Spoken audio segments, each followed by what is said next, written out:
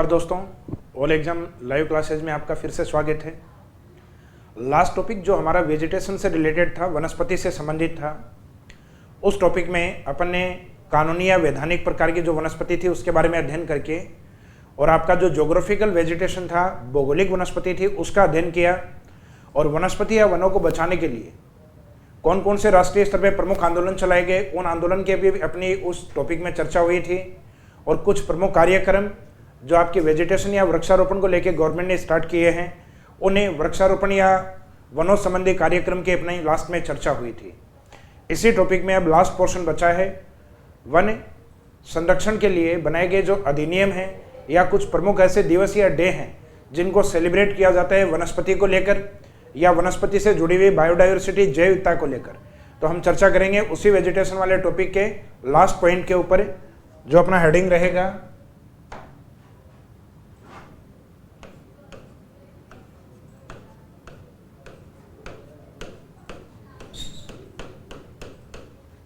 One संरक्षण अधिनियम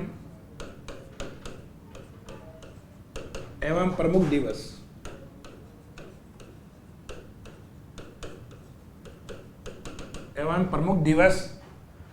अब इसमें पहले देखेंगे वन संरक्षण से संबंधित जो अधिनियम है उनको।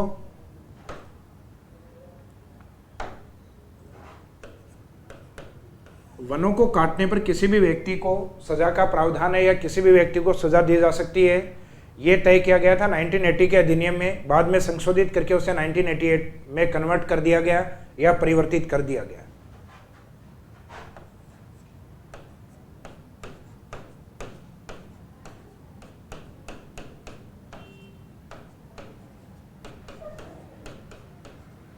वनों को अगर आप काटते हैं तो नुकसान अपने पर्यावरण को होता है। इसी को संशोधित करके 1988 वनों को नुकसान होने पर अपना जो पर्यावरण है उस पर्यावरण को संकट आता है या पर्यावरण के ऊपर प्रभाव होता है। तो एक पर्यावरण अधिनियम या एनवायरमेंट जो एक्ट है वो 6 साल बाद में आया था, यानी 1980 के बाद। तो वन संरक्षण अधिनियम 1980, उसके बाद में है पर्यावरण संरक्षण अधिनियम या पर्यावरण अधिनियम।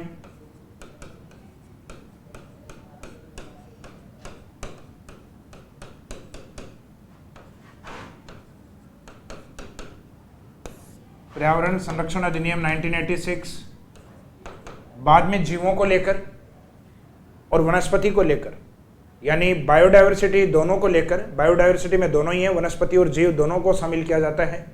दोनों को लेकर एक एक्ट आया 2002 के अंदर, जिसे हम बायोडाइवर्सिटी एक्ट के नाम से जानते हैं, जैव विविधता अधिनियम के नाम से जानते हैं। तो नेक्स्ट जो एक्ट या अधिनियम है, जैव विविधता अधिनियम।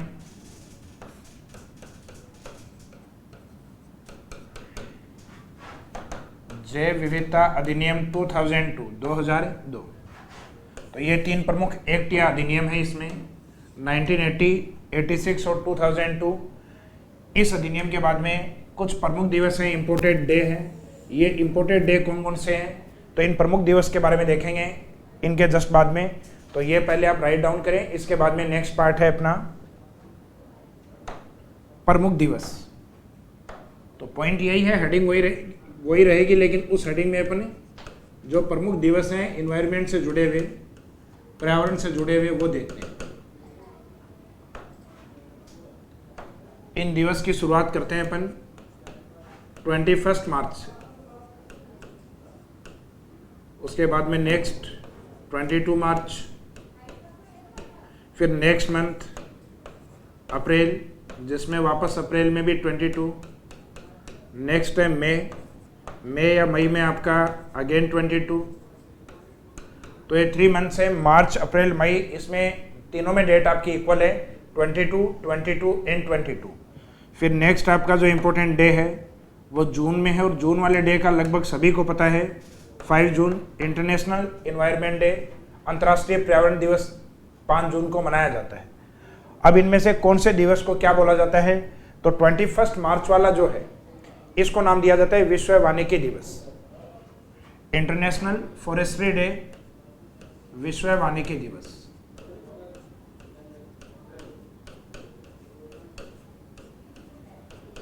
विश्व वानिकी दिवस, इंटरनेशनल फॉरेस्ट्री डे। इसके बाद में 22 मार्च, 22 अप्रैल, 22 मई और 5 जून। अब इन डे का प्रॉपर नाम क्या होगा? तो जैसे 22 मार्च वाला है तो आप एक बार ये मानिए कि जैसे अपनी पृथ्वी है, इस पृथ्वी के आंतरिक भाग से हमें प्राप्त होता है पीने के लिए पानी या जल। तो पहले तो पृथ्वी के आंतरिक भाग वाला जो जल है इसके अकॉर्डिंग 22 मार्च का दिवस रखेंगे जल दिवस। अभी जल से हम जैसे ऊपर आते हैं, ऊपर किसके? पृथ्वी के। तो पृथ्वी के ऊपर आते हैं तो ये अपने को पृथ्वी मिलती है, तो इसको कहते हैं अपने पृथ्वी दिवस, यानी 22 अप्रैल। और पृथ्वी पे आके पृथ्वी के ऊपर हम देखते हैं वनस्पति और वनस्पति में रहने वाले जीव, जिसको हम कहते हैं बायोडाइवर्सिटी। वनस्पति और जीवों के विभिन्न प्रजातियों को हम कहते हैं बायोडाइवर्सिटी। तो पृथ्वी पर बायोडाइवर्सिटी, तो ये 22 मई को। तो पृथ्वी के अंदर से और बाहर की ओर अपने को कंटिन्यू डेट यूज करनी है और मंथ को बढ़ाना है। तो पृथ्वी के आंतरिक भाग में 22 मार्च, पृथ्वी पर 22 अप्रैल और पृथ्वी पर जैवता 22 मई। इसका मीनिंग जल दिवस 22 मार्च, पृथ्वी दिवस 22 अप्रैल और जैवता 22 मई। तो इनको पृथ्वी के अंदर से बाहर की ओर इन दिवसों का नाम लिखेंगे। 22 मार्च है अंतर्राष्ट्रीय जल दिवस, इसको वाटर डे कहा जाता है, इंटरनेशनल वाटर डे। फिर नेक्स्ट है इंटरनेशनल अर्थ डे, अंतर्राष्ट्रीय पृथ्वी दिवस।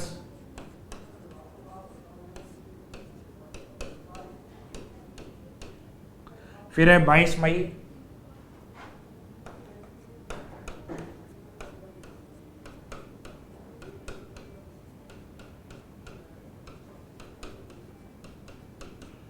जैव विविधता दिवस। उसके बाद में है आपका नेक्स्ट 5 जून।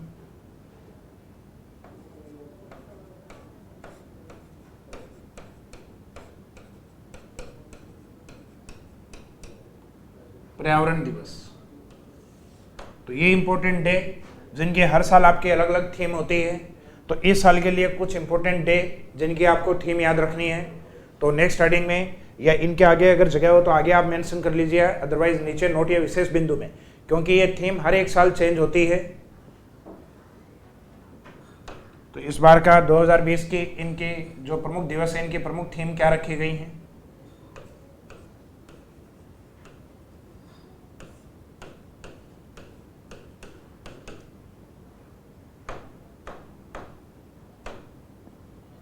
इसमें 21 मार्च यानी विश्व वानिकी दिवस,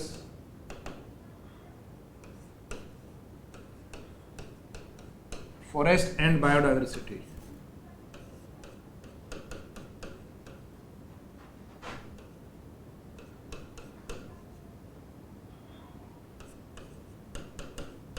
बायो वर्ड और कनेक्ट करना है इसमें बीच में, बायोडाइवर्सिटी।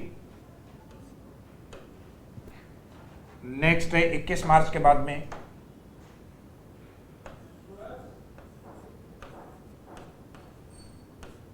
बाईस मार्च वाला है आपका अंतर्राष्ट्रीय जल दिवस।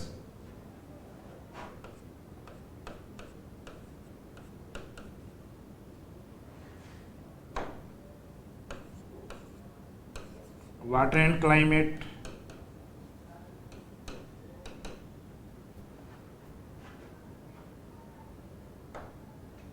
नेक्स्ट है इसके बाद में 22 अप्रैल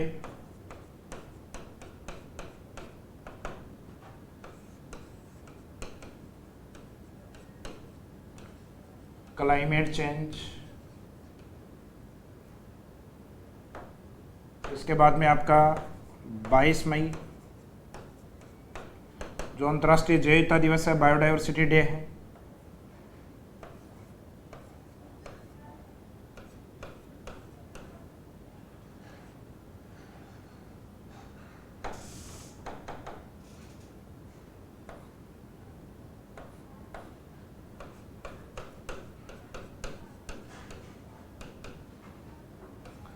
Our problems are in nature.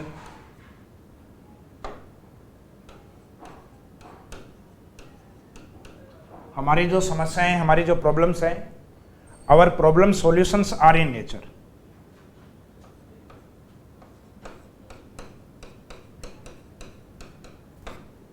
Our problem solution are in nature. हमारी जो समस्याएं हैं उनके जो सॉल्यूशन है वो प्रकृति में है। इसमें आप इसको डायरेक्ट साइलेंट भी कर सकते हैं। Our solutions are in nature, direct ये भी लिख सकते हैं।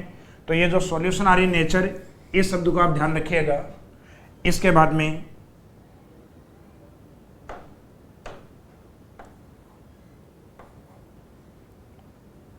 ट्वेंटी टू वाला जो सीरीज है ये आपका कंप्लीट हो गया।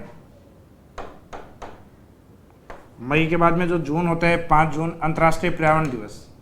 5 जून को अंतर्राष्ट्रीय पर्यावरण दिवस इसलिए मनाया जाता है क्योंकि पहली बार वैश्विक आधार पर या वैश्विक स्तर पे 5 जून 1972 में विश्व के कई राष्ट्र एक मंच पर आके एक अंतर्राष्ट्रीय सम्मेलन को स्टार्ट किया था, और ये प्रथम पर्यावरण सम्मेलन माना जाता है विश्व का, जो 5 जून 1972 में स्टॉकहोम में आयोजित हुआ। और उसी पर्यावरण दिवस को यादगार बनाने के लिए उसी 5 जून को बाद में आने वाले समय में हमेशा के लिए इंटरनेशनल इन्वायरमेंट डे या अंतर्राष्ट्रीय पर्यावरण दिवस के रूप में मनाया जाता है। तो उस प्रथम पर्यावरण सम्मेलन के आधार पर यह अंतर्राष्ट्रीय पर्यावरण दिवस के रूप में मान्यता प्राप्त है या इसको माना जाता है। तो इस 5 जून का है टाइम फॉर नेचर। इस बार का इसका थीम रहेगा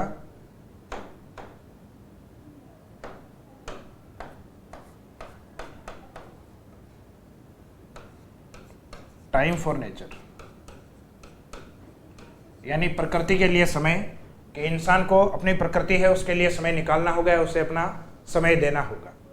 तो ये जो प्रमुख आपके जो थीम है, अब आने वाले ईयर के लिए अगर आप देखते हैं, अगर आपका एग्जाम नेक्स्ट ईयर में इन डे के बाद में होता है, जैसे 21 मार्च के बाद होता है, तो इसका मीनिंग आपको नया वानिकी दिवस का जो थीम होगा वो देखना होगा। 22 मार्च के बाद में अगर आपका एग्जाम होता है तो आपको नया जो जल दिवस है या जो वाटर डे है उसका जो नया थीम है वो आपको देखना होगा।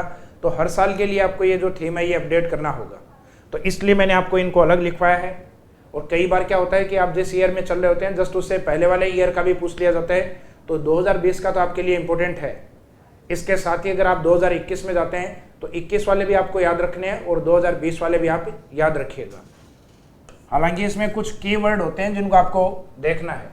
जैसे जल दिवस है तो उसमें वाटर से बात होगी, वाटर एंड क्लाइमेट, जल और प्रकृति या जलवायु। इसी के साथ आपका जो वेजिटेशन या वनस्पति वाला टॉपिक है ये कंप्लीट हुआ। वेजिटेशन या वनस्पति है वो मुख्यतः अपना जो वाइल्ड लाइफ है, अपने जो वन्य जीव हैं, उन वन्य जीवों का बेस या आधार होती है, क्योंकि वन्य जीवों को रहने के लिए वनों की आवश्यकता होती है।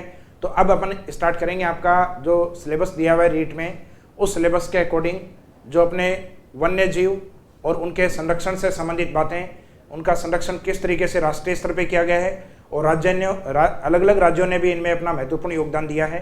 तो नेक्स्ट टॉपिक आपका हेडिंग रहेगा, ये नया टॉपिक है वेजिटेशन के बाद में आपका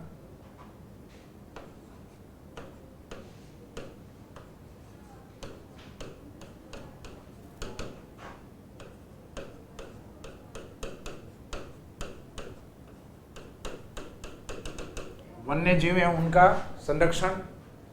वन्य जीवों का पहले के समय के अंदर आखेट किया जाता था, शिकार किया जाता था, और इस शिकार को एक तरीके से, जैसे कुछ राजवंशों के अंदर कई राजा महाराजा थे जो जंगलों में जाके बलशाली पशुओं को मारना अपना जो बल या कहा जाता है कि अपनी शक्ति का एक प्रदर्शन हुआ करता था। अब उन वन्य जीव जो कि अधिक बलशाली थे, जैसे शेर हुआ, बाघ हुआ, तेंदुआ हुआ, हाथी हुआ, तो इन बलशाली जीवों की संख्या में तेजी से कमी आने लग गई और हमारी जो जैवता या बायोडाइवर्सिटी है उसमें चेंजेज आने लग गए। और इन चेंजेज की ओर पर्यावरण जो है, पर्यावरण जो विद हैं या जो प्रमुख पर्यावरण संरक्षण के लिए जो कार्य करते हैं, उन व्यक्तियों ने इन चीज़ों को हाईलाइट किया और इनके लिए आंदोलन स्टार्ट किए, इनके लिए विभिन्न प्रकार के कार्यक्रम चलाए। और उन कार्यक्रमों से प्रेरित होकर धीरे धीरे सरकार के द्वारा भी कुछ ऐसे अधिनियम, ऐसे एक्ट, ऐसे संरक्षित स्थानों को बनाना स्टार्ट कर दिया जो कि उन जीवों के संरक्षण के लिए आवश्यक थे। इस आधार पे हमने राष्ट्रीय स्तर पे कुछ ऐसे प्रयास किए हुए हैं जो वन्य जीवों के संरक्षण के लिए आवश्यक हैं। और ये प्रयास जनरली 2 स्तर पे होते हैं। सामान्यतः ये प्रयास 2 स्तर पे होते हैं। एक तो होता है जहाँ जीव रह रहे हैं उसी स्थान के ऊपर उनको संरक्षण दिया जाए, जिसे कहते हैं स्वस्थानीय संरक्षण। और एक जीव अगर अपने प्राकृतिक या नेचुरल साइट के ऊपर संकट में है तो उसको अपने नेचुरल साइट से निकाल के और कहीं बाहर संरक्षण दिया जाए, जैसे जू या जंतुआलय बना के, या उसके जीन वगैरह को आप कहीं संरक्षित कर सकते हैं, या उस विशेष जीव के के लिए आप एक अलग से पार्क भी बना सकते हैं। तो इन आधार के ऊपर हम कह सकते हैं कि सरकार ने जो दूसरा प्रयास किया वो बहिस्तानी के रूप में किया है, उनके प्राकृतिक या नेचुरल साइट से उनको बाहर रखना। तो जीवों के संरक्षण के लिए 2 स्तर पे प्रयास किए जाते हैं। तो अपनी इस टॉपिक की फर्स्ट लाइन जो होगी वो इसी से रिलेवेंट होगी।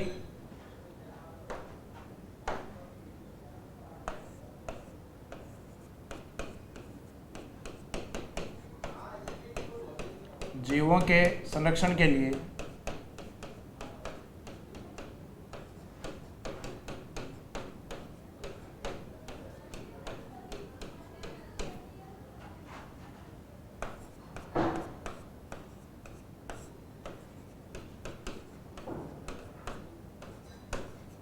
जीवों के संरक्षण के लिए 2 स्तर पर प्रयास किए जा रहे हैं।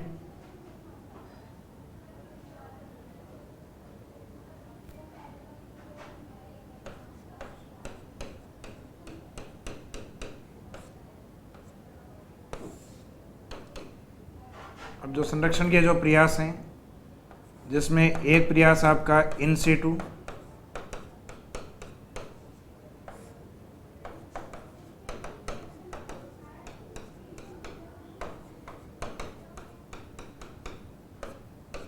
स्वस्थानीय संरक्षण, दूसरा रहेगा आपका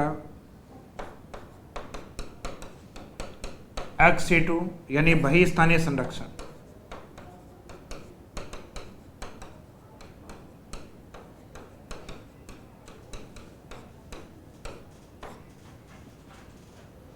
तो जो स्वस्थानीय संरक्षण है वो क्या है और बहिस्थानीय संरक्षण क्या है, इन दोनों के बारे में हम डिटेल से देखेंगे। तो फर्स्ट हेडिंग डालिएगा आप इसमें इन सिटू यानी स्वस्थानीय संरक्षण। जैसे कि इन वर्डिंग से ही आपको पता लग रहा है कि वन्य जीवों को उनके प्राकृतिक आवास में, वन्य जीवों का प्राकृतिक आवास क्या होता है, वन्य, जंगल, अभ्यारण्य, राष्ट्रीय उद्यान या बायोस्फीयर पार्क या जो आपके हॉट स्पॉट एरिया या जोन है वो। तो मुख्यतः जीवों को उन्हीं स्थानों के ऊपर संरक्षण देना, इसका मीनिंग स्वस्थानीय संरक्षण। और जीवों को उनके प्राकृतिक या नेचुरल साइट के बाहर संरक्षण देना, इसका मीनिंग बहिस्थानीय संरक्षण। अब इसमें हम स्टार्ट करेंगे।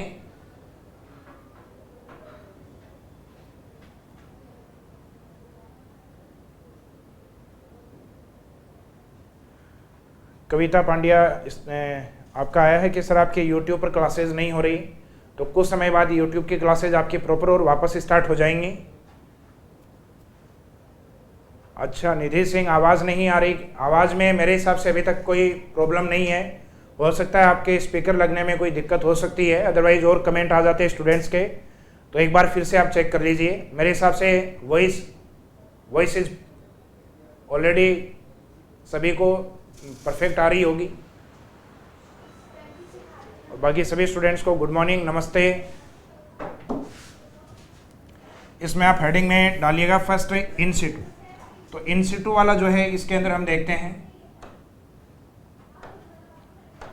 स्वस्थानीय जो संरक्षण है, इसका मीनिंग क्या है, ये लगभग इसी नाम से ही तय है।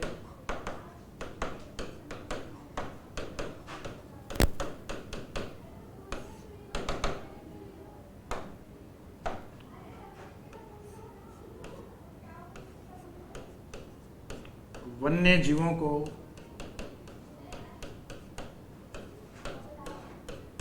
उनके प्राकृतिक आवास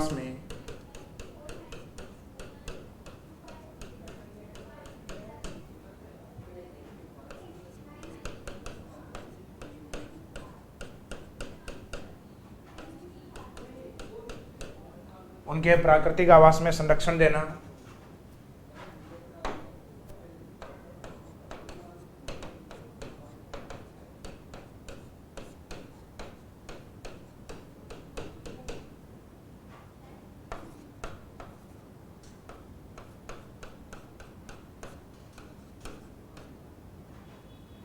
स्वस्थानीय संरक्षण कहलाता है। जैसे एग्जाम्पल के तौर पे हम देखें,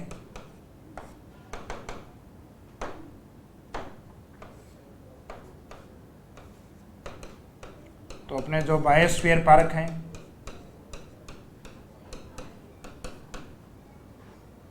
बायोस्फीयर पार्क में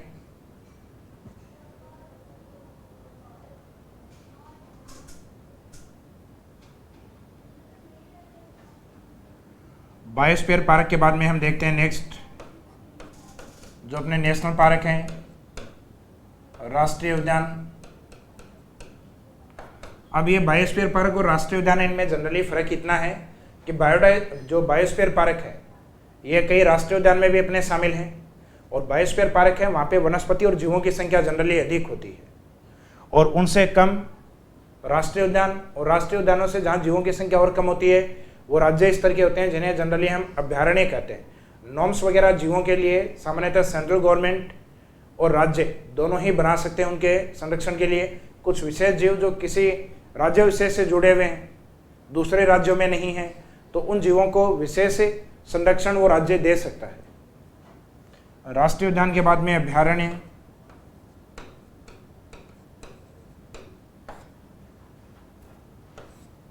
रामसर साइट,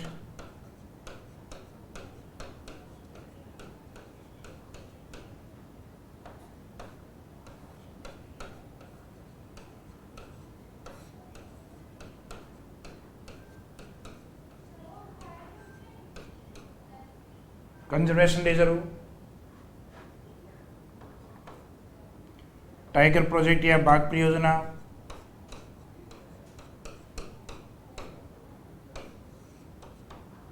और एक रहेगा आपका इसमें हॉट स्पॉट,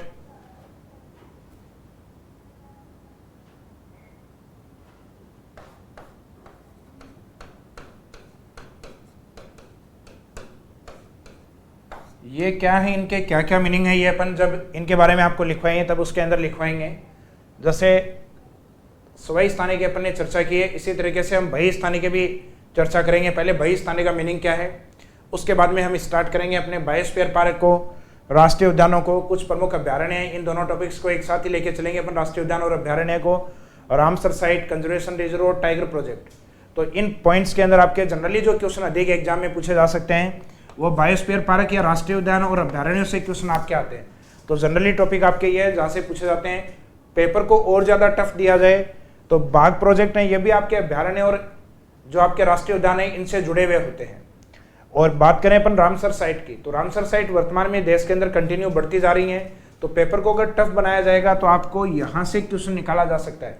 बाकी कंजर्वेशन रिजर्व से क्वेश्चन नहीं दिए जाते हैं, इनका जो टोटल काउंटिंग है ये भी पॉसिबल नहीं है निकालना, क्योंकि हर एक राज्य अपने यहाँ साल में 1-2 कंजर्वेशन रिजर्व घोषित करता रहता है।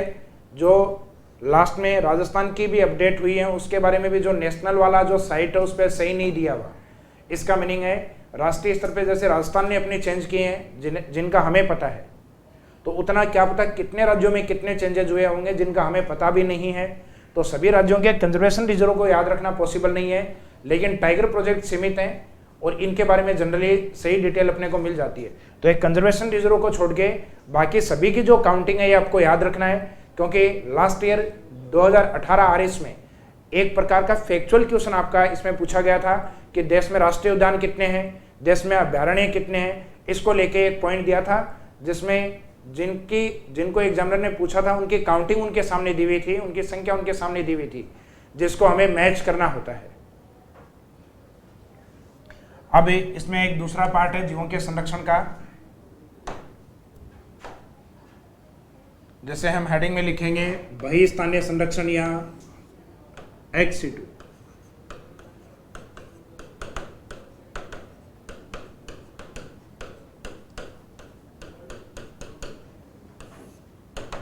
बही स्थानीय संरक्षण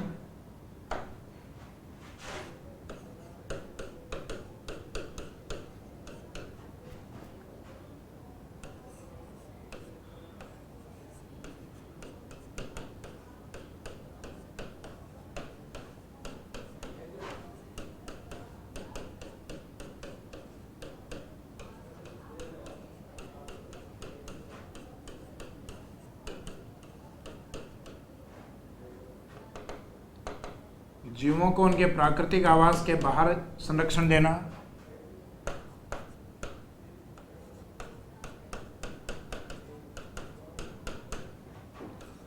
वही स्थानीय संरक्षण कहलाता है।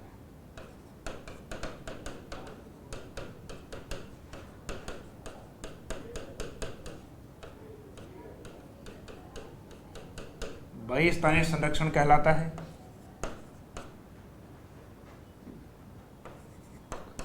एग्जाम्पल के तौर पे आप लिख सकते हैं जैसे कि अपने जो जू या जंतुआले हैं, तो जू या जंतुआले में जो जीव होते हैं इनको वन्य क्षेत्रों से पकड़ कर लाया जाता है, क्योंकि कई बार शिकार के समय जैसे कोई टाइगर शिकार करने के लिए जंगल से बाहर आया तो शिकार के दौरान या तो उसके कोई पसली वगैरह कई बार टूट जाती हैं या कई बार किसी वाहन की चपेट में आने से उसकी हड्डियां फ्रैक्चर हो जाती हैं, तो बाद में उन टाइगर्स को कुछ समय के लिए इलाज के लिए ले जाया जाता है और उनको जू या जंतुआले में रखा जाता है, क्योंकि वो टाइगर हो सकता है भविष्य में किसी प्रकार का शिकार करने में सक्षम नहीं हो, लेकिन उस एरिया में जहाँ जंतुआले में इनको रखा जाता है तो वहाँ ये टूरिज्म है या जो अपना पर्यटन है उसको बढ़ावा देने में भी अपना महत्वपूर्ण योगदान देते हैं और इन जीवों को किसी प्रकार का नुकसान उस क्षेत्र में नहीं होता। तो इसको जू या जंतुआले भी आप लिख सकते हैं।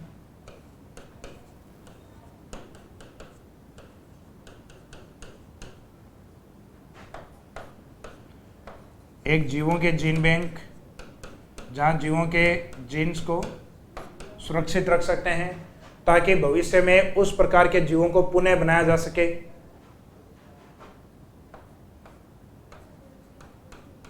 एक कुछ ऐसे जीव जो कि मांसाहारी नहीं होते जैसे मृग उद्यान या डीए पार्क्स। तो डीए पार्क्स या जो मृग उद्यान होते हैं ये आपके मुख्यतः वन क्षेत्रों से बाहर बनाए जाते हैं। जैसे कुछ छोटे पार्क हैं, जैसे हिरण उस पार्क के अगर बाहर भी आ गए तो किसी व्यक्ति को नुकसान नहीं है।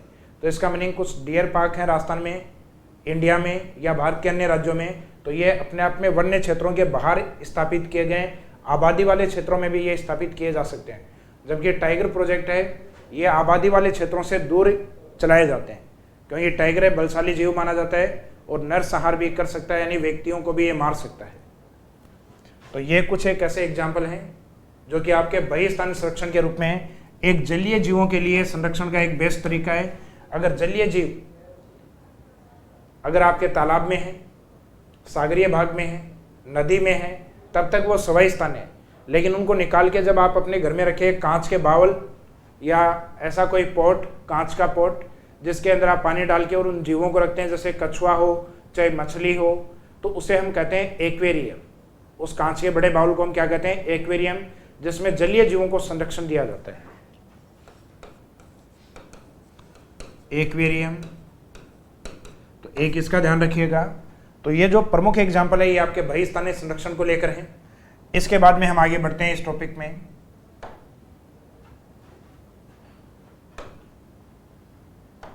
और इसमें स्टार्ट करेंगे अपन वन्य जीवों के संरक्षण से लेकर संबंधित अपना जो इंपॉर्टेंट पार्ट था बायोस्फीयर। तो बायोस्फीयर वाला पार्ट सबसे पहले स्टार्ट करेंगे। अब हमें यह नहीं पता कि हम सवाई स्थानीय में पढ़ेंगे या बहिस्थानीय में, ये मैंने आपको बता दिया कि सवाई स्थानीय और बहिस्थानीय का मीनिंग क्या होता है। तो अपन अब जो टॉपिक पढ़ेंगे वो उसमें से आप सवाई स्थानीय में से, बहिस्थानीय में से, ये ऊपर मैंने आपको जो लिखवा है उसमें से आप देखेंगे। तो वैसे बायोस्फीयर को जो हम स्टार्ट कर रहे हैं ये सवाई स्थानीय संरक्षण का एग्जाम्पल है। तो हेडिंग डालिएगा फर्स्ट,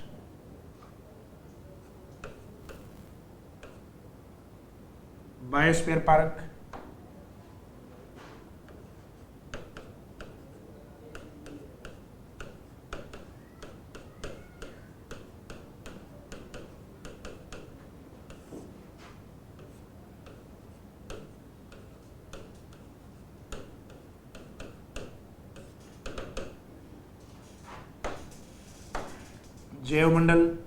जैवमंडल कार्यक्रम की शुरुआत है वो यूनेस्को के द्वारा 1972 में की गई और इस कार्यक्रम को भारत में आने में लगभग, या भारत ने इसको स्टार्ट किया था लगभग 14 साल बाद 1986 में।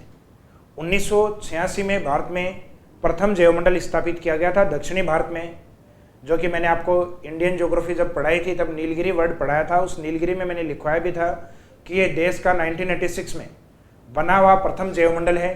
तो एक तो आपको ये पता होना चाहिए जैवमंडल कार्यक्रम कब से चल रहा है, भारत इस कार्यक्रम में कब से शामिल है, और इसके बाद वर्तमान में भारत के द्वारा कितने जैवमंडल हैं जिनको काउंटिंग में लिया हुआ है या जिनकी काउंटिंग टोटल बता रखी है कि भारत में इतने जैवमंडल वर्तमान में स्थित हैं। तो वर्तमान में भारत में 18 जैवमंडल हैं और इस कार्यक्रम की शुरुआत यूनेस्को के द्वारा की गई है और भारत में यह कार्यक्रम 1986 यानी नीलगिरी जैवमंडल से या बायोस्फीयर पार्क से स्टार्ट हुआ है। तो इसमें लिखेंगे आप, यह कार्यक्रम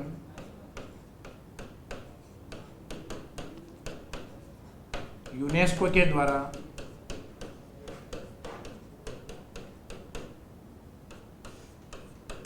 1972 से शुरू किया गया।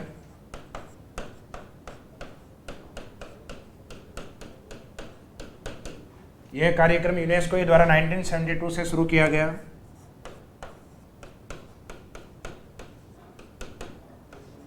भारत में इसकी शुरुआत 1986 से हुई।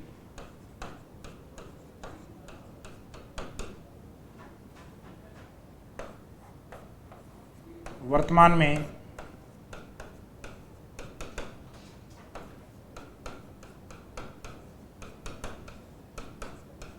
में भारत में कुल 18 जैवमंडल हैं।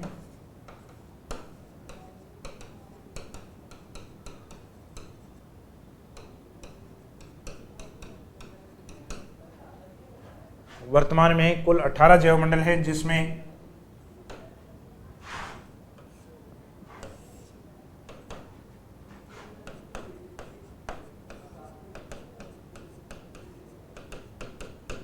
सबसे बड़ा और सबसे छोटा।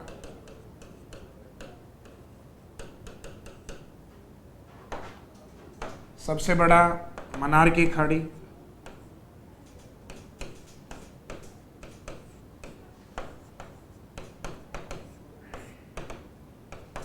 जो कि स्टेट के रूप में देखें तो भारत के तमिलनाडु वाला जो राज्य है उसके तटीय क्षेत्र से लगता हुआ पार्ट है मन्नार की खाड़ी, बंगाल की खाड़ी की ओर, या भारत और श्रीलंका के मध्य स्थित है। और सबसे छोटा वाला जो बायोस्फीयर पार्क है वो पन्ना मध्य प्रदेश में स्थित है। भारत का नवीनतम बायोस्फीयर पार्क भी माना जाता है। तो सबसे बड़ा मन्नार की खाड़ी और सबसे छोटा है पन्ना मध्य प्रदेश। और वर्तमान में टोटल जैवमंडल या बायोस्फीयर पार्क कितने हैं भारत में? 18। तो एक तो 18 जैवमंडल का आपको पता होना चाहिए कि कौन सा जैवमंडल या बायोस्फीयर पार्क कौन से राज्य में स्थित है। तो यहाँ से क्वेश्चन या तो टोटल के ऊपर पूछा जाएगा आपसे, या कुछ इंपॉर्टेंट आपसे 4-5 बायोस्फीयर पार्क दिए जाएंगे और उनके सामने की जो लोकेशन है वो या तो 3-4 की सही होगी, एक की गलत होगी, या सबका डिसऑर्डर करके दिया जाएगा जिनको आपस में मैच करना होगा। तो मैच तब कर पाएंगे अपन करेक्ट जब इनके करेक्ट लोकेशन अपने को पता हो और 18 नाम अपने को याद हों। तो ये 18 बायोस्फीयर पार्क कौन कौन से हैं? तो एक तो हम देखते हैं कि हिमालय क्षेत्र में कौन कौन से आते हैं अपने। हिमालय क्षेत्र के बाद में देखेंगे मध्य भारत, और मध्य भारत के बाद में देखेंगे दक्षिणी भारत की ओर। तो अभी सबसे पहले अपन मैप में देखेंगे जो हिमालय क्षेत्र और जो पूर्वोत्तर भारत वाला हिस्सा है उसको।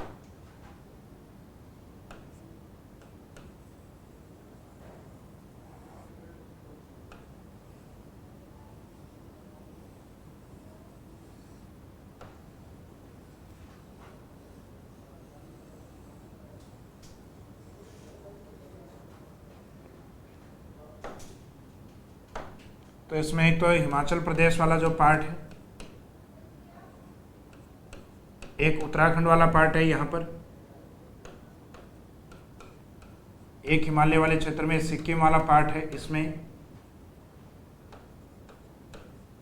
एक भारत के सबसे पूर्वी राज्य अरुणाचल प्रदेश में, भारत के सबसे पूर्वी राज्य अरुणाचल प्रदेश में, और पूर्वोत्तर वाले राज्य में है 7 सिस्टर वाले में, एक असम में, एक असम से अलग हुए राज्य यानी मेघालय में। तो ये जो प्रमुख राज्य हैं हिमालय वाले क्षेत्र वाले और एक पूर्वोत्तर वाले राज्यों में वैसे तो 3 आ गए, अरुणाचल, असम और मेघालय, लेकिन अरुणाचल ये मुख्यतः हिमालय स्टेट में भी काउंट होता है। बाकी असम और मेघालय पूर्वोत्तर वाले राज्यों में भी बायोस्फीयर पार्क हैं। अब इनमें नाम क्या क्या हैं? जैसे हिमाचल प्रदेश में जो 18 है उनमें से एक हिमाचल प्रदेश में जिसका नाम है cold desert. Cold desert biosphere park Himachal Pradesh. Uttarakhand में जो है उसका नाम है नंदा देवी। सिक्किम में वर्तमान भारत की सबसे ऊंची चोटी के नाम से यानी कंचनजंगा।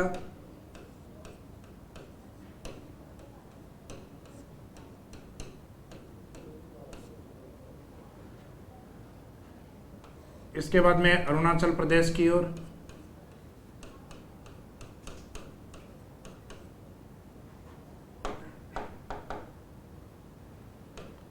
दिहांग दिबांग,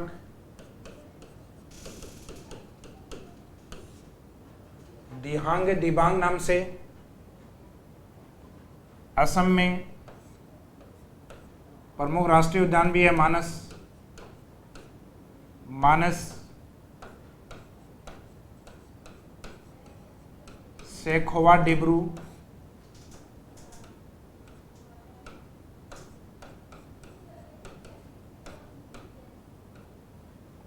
मानस और उसके बाद में सेखोवा डिब्रू, इसके बाद में नेक्स्ट मेघालय,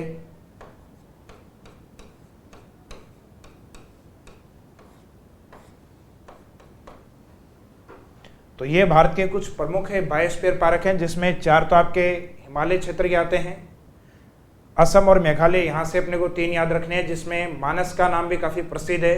तो ये अपने जो हिमालय और पूर्वोत्तर वाले हैं, इसमें टोटल हमने कितने देखे हैं, तो इनको सीरियल नंबर दे दीजिएगा आप, या आप इनको लिस्ट में अलग अलग लिख सकते हैं। बाकी एक मैप में, इंडिया के मैपिंग के अंदर इनको आप शो करना, ताकि आपको लगभग एक आइडिया हो जाए भारत के कौन से एरिया में कितने हैं। तो इसमें अगर सीरियल नंबर दें तो ये आपके 7 बायोस्फीयर पार्क हो गए। अभी 11 और बचे हुए, उन 11 में कौन कौन से हैं, तो अपन देखते हैं मध्य भारत और दक्षिणी भारत की ओर कौन कौन से हैं। अभी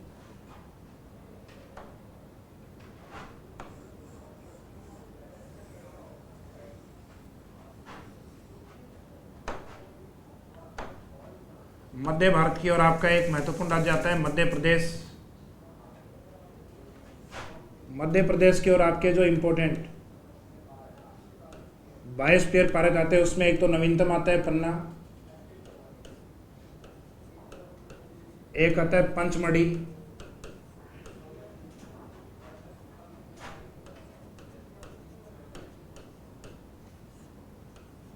एक अचानकमार अमरकंटक। अचानकमार अमरकंटक का कुछ पार्ट छत्तीसगढ़ में भी होता है। तो मध्य प्रदेश के अलावा, यानी मध्य प्रदेश के अलावा इसमें एक लोकेशन और भी रखनी है आपको, छत्तीसगढ़। ये मध्य प्रदेश से अलग हुआ स्टेट है छत्तीसगढ़। तो अचानकमार यानी अचानकमार से याद रखना, अचानकमार अमरकंटक। तो ये आपके पन्ना, पंचमढ़ी, अचानकमार, अमरकंटक, इन तीनों का संबंध आपका मध्य प्रदेश, जिसमें अचानकमार अमरकंटक छत्तीसगढ़ से भी जुड़ा हुआ है। इसके बाद मध्य प्रदेश छत्तीसगढ़ के इस साइड में चलेंगे हम, तो यहाँ स्टेट आता है वेस्ट बंगाल। वेस्ट बंगाल के जस्ट नीचे की ओर ओडिशा, ओडिशा के जस्ट नीचे की ओर आंध्र प्रदेश। तो इन तीनों ही स्टेट में बायोस्फीयर पार्क है, जिनके नाम पश्चिमी बंगाल के अंदर तो जो गंगा का डेल्टा है उसी नाम से है सुंदरवन। सुंदरवन बायोस्फीयर पार्क पश्चिमी बंगाल। उसके नीचे ओडिशा में सिमलीपाल,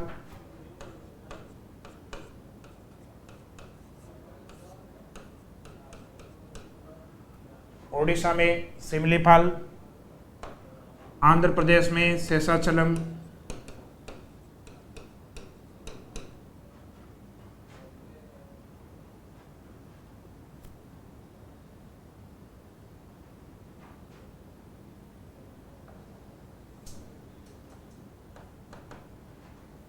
उसके बाद में नीचे तमिलनाडु वाला पार्ट, इस साइड में केरल और इस साइड में कर्नाटक।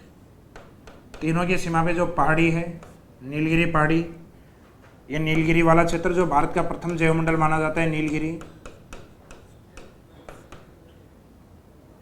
3 स्टेट के बीच में है, जिनको हम शॉर्ट में बोलते हैं केकेटी। केकेटी का मीनिंग कर्नाटक, केरल और तमिलनाडु। कर्नाटक, एक के का मीनिंग रहेगा केरल और टी का मीनिंग रहेगा तमिलनाडु।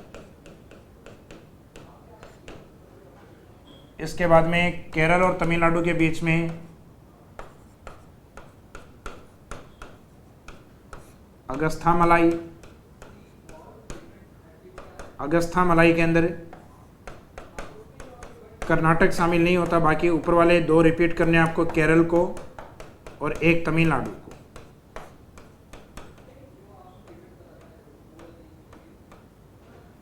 एक तमिलनाडु के पास में श्रीलंका के बीच में ये जो जलीय क्षेत्र है, बंगाली खाड़ी से नीचे की ओर का पार्ट है जिसको हम कहते हैं मन्नार की खाड़ी।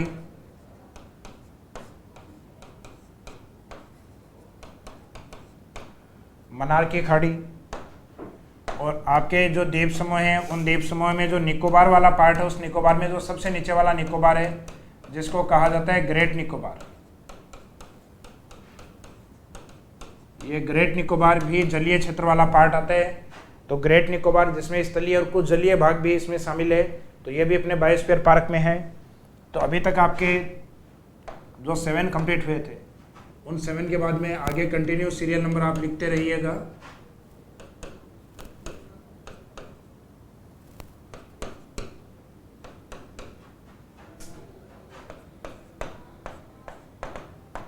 अभी तक आपके टोटल 17 हो चुके हैं। एक और बचा हुआ है जो गुजरात के अंदर कच्छ का रण वाला हिस्सा है। अपने आप में एक विशेष क्षेत्र है कच्छ का रण, जो जंगली गधों के लिए प्रसिद्ध है, जहां अपना एक विशेष प्रकार का बायोडाइवर्सिटी है। नमक से जो कवर्ड एरिया है, एक प्रकार से बिल्कुल सफ़ेद भूमि है, नमक से कवर्ड, जो दलदली या नमी युक्त होती है, जिसको कहा जाता है रण। और ये भारत का सबसे बड़े स्टेट के रूप में भी, सबसे बड़े डिस्ट्रिक्ट के रूप में भी लेते हैं कच्छ को, जो कि गुजरात स्टेट में है। तो ये जो कच्छ का रण ये आता है गुजरात में। और काउंटिंग के अकॉर्डिंग इसको नंबर दे दीजिए 18। तो अपने ये टोटल 18 जैवमंडल हैं, जिनको सीरियल वाइज एक तरफ जैवमंडल और सामने उनकी लोकेशन, उस तरीके से भी आप लिख सकते हैं, याद कर सकते हैं। या एक तरीके से हम देखें, जैवमंडल की संख्या मुख्यतः भारत के जो पूर्वी तटीय क्षेत्र है इसकी ओर अधिक है। भारत के पश्चिमी तट की ओर आपको कम देखने को मिलेंगे, जबकि पूर्वी तट की ओर वेस्ट बंगाल से स्टार्ट होकर और नीचे तमिलनाडु और जलीय क्षेत्र मन्नार की खाड़ी तक जाता है। मन्नार की खाड़ी, जैसा कि मैंने आपको पहले बताया, भारत का सबसे बड़ा जैवमंडल है, जबकि मध्य प्रदेश के पन्ना के अंदर जो सबसे नवीनतम 18वां जैवमंडल है उसको भारत का सबसे छोटा जैवमंडल माना जाता है, जबकि नीलगिरी को भारत का प्रथम जैवमंडल का दर्जा प्राप्त है। इन्हीं जैवमंडल के बाद में जो नेक्स्ट टॉपिक लेंगे हम जीवों के संरक्षण से संबंधित, वो नेक्स्ट टॉपिक होगा अपना राष्ट्रीय उद्यान या नेशनल पार्क।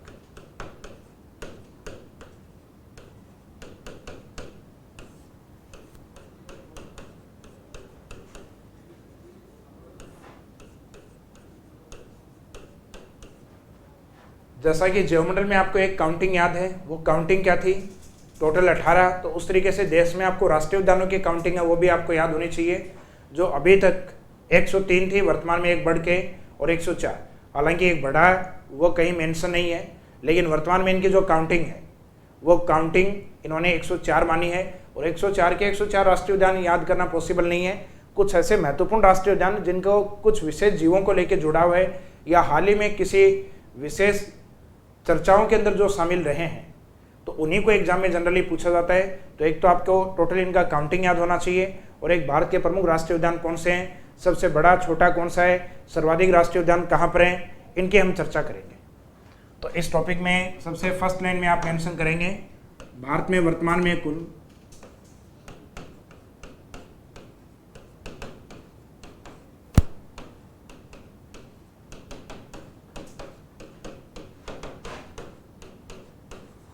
भारत में वर्तमान में कुल 104 राष्ट्रीय उद्यान हैं।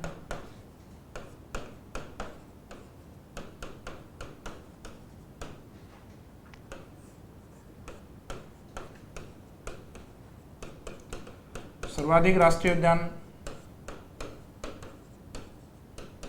एक तो देश में जहां वन क्षेत्र सर्वाधिक है यानी मध्य प्रदेश, वन प्रतिशत मेघालय में अधिक है। मध्य प्रदेश जहां 9 राष्ट्रीय उद्यान माने जाते हैं, एक अंडमान एंड निकोबार,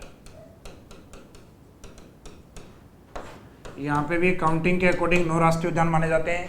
तो आगे ब्रैकेट में जो 9 लिखा है ये यहाँ पे राष्ट्रीय उद्यानों की संख्या है। तो देश में सर्वाधिक राष्ट्रीय उद्यान कहाँ पर है, किस राज्य में, तो राज्यों के अकॉर्डिंग तो आपके मध्य प्रदेश, क्योंकि अंडमान निकोबार आपके केंद्र शासित राज्यों में या केंद्र शासित प्रदेश में शामिल है।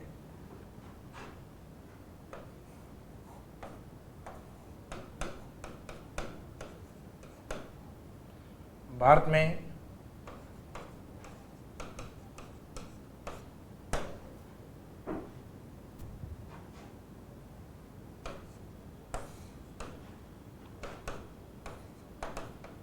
सबसे बड़ा राष्ट्रीय उद्यान, और एक तरफ आप मेंशन करेंगे सबसे छोटा राष्ट्रीय उद्यान।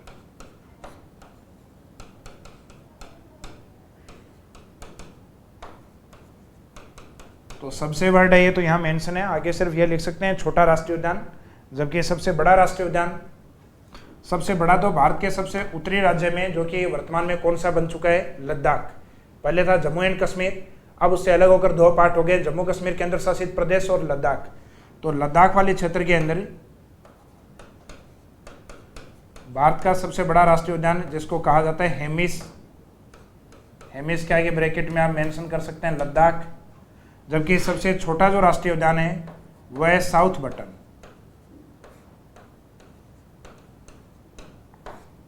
South Button Andaman and Nicobar.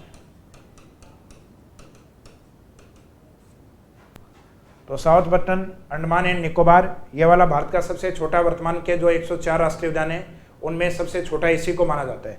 तो ये आपका जो स्टार्टिंग का काउंटिंग था, और बड़े और छोटे कौन से, उनकी चर्चा हमारी कंप्लीट हुई। इसके बाद में भारत के अंदर जो प्रमुख राष्ट्रीय उद्यान है वो कौन से हैं, और एक प्रथम राष्ट्रीय उद्यान का पता आपको होना चाहिए, क्योंकि जनरली एग्जाम में कई बार पूछा जाता है। तो इसी जस्ट नीचे एक नोट या विशेष बिंदु के रूप में आप नोट डाउन करेंगे। इसमें भारत का प्रथम राष्ट्रीय उद्यान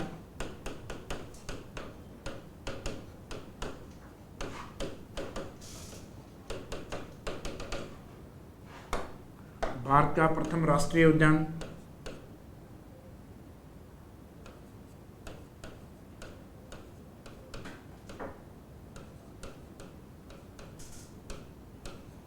नेशनल हेली पार्क के नाम से जाना जाता था पहले, वर्तमान में इसका नाम चेंज करके दूसरा नाम इसका Jim Corbett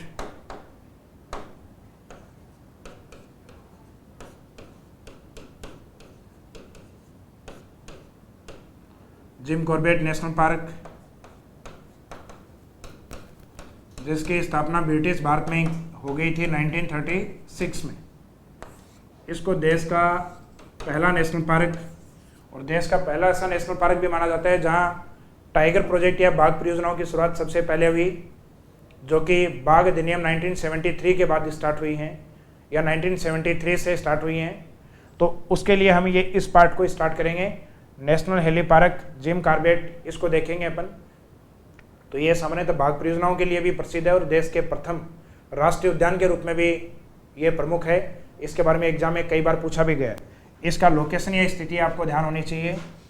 Jim Corbett bracket में आप लिख सकते हैं इसमें उत्तराखंड। तो ये उत्तराखंड वाला पार्ट पहले तो यूपी का पार्ट था, लेकिन सन 2000 के आसपास ये यूपी से अलग होकर एक अलग स्टेट उत्तराखंड के अंदर स्थापित हुआ, उत्तराखंड के रूप में स्थापित हुआ। तो वर्तमान में इसकी स्थिति उत्तराखंड में। तो अगर इसका लोकेशन पूछा जाए, जनरली क्वेश्चन ये रहता है कि भारत का प्रथम राष्ट्रीय उद्यान कौन सा है, तो जिम कॉर्बेट, या जो इसका पुराना नाम है नेशनल हेली पार्क के नाम से भी ये पूछा जा सकता है। और इसकी स्थापना ईयर पूछा जाए 1936। तो इसके साथ राष्ट्रीय उद्यान वाले टॉपिक का जो शुरुआती पोर्शन है आपका कंप्लीट हो गया। अब भारत के प्रमुख राष्ट्रीय उद्यान कौन कौन से हैं और कौन से राज्यों से वो संबंध रखते हैं, और कुछ प्रमुख ऐसे राष्ट्रीय उद्यान हैं जिनका कुछ विशेष जीवों से भी संबंध है, उनकी चर्चा करेंगे हम अपनी नेक्स्ट क्लास में इसी टाइम।